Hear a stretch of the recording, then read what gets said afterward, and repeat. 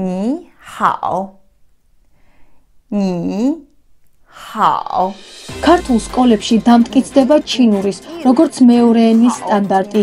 ამის შესახებ საქართველოს განათლების, მეცნიერებისა და ახალგაზრდობის მინისტრმა ალექსანდრე წულაძემ განაცხადა.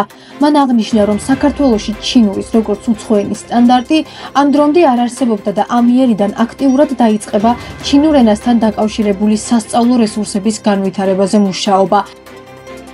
მინისტრის განცხადების თანახმად მიმდინარეობს აქტიური მუშაობა საქართველოში არსებული ფიზიკა-მათემატიკური სკოლების გაძლიერების მიმართულებით.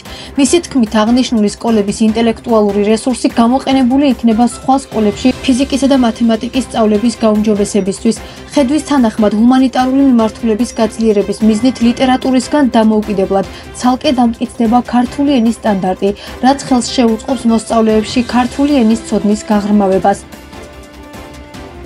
აქცენტი გაკეთდება არაქართულენოვან სკოლებში ბილინგური განათლების ხელმისაწვდომობის ზრდაზე.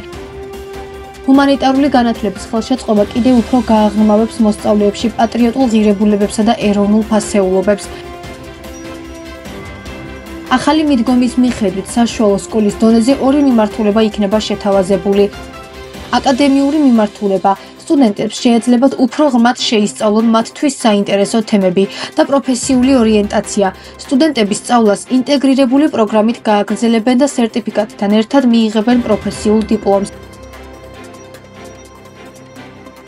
ახალი საგნობრივი სტანდარტების მიხედვით ყველა სახელმძღვანელო განახლდება და ამ პროცესში ჩაერთვებიან საგნის ექსპერტები, მასწავლებლები, ფსიქოლოგები, მშობლები და სხვა დაინტერესებული მხარეები.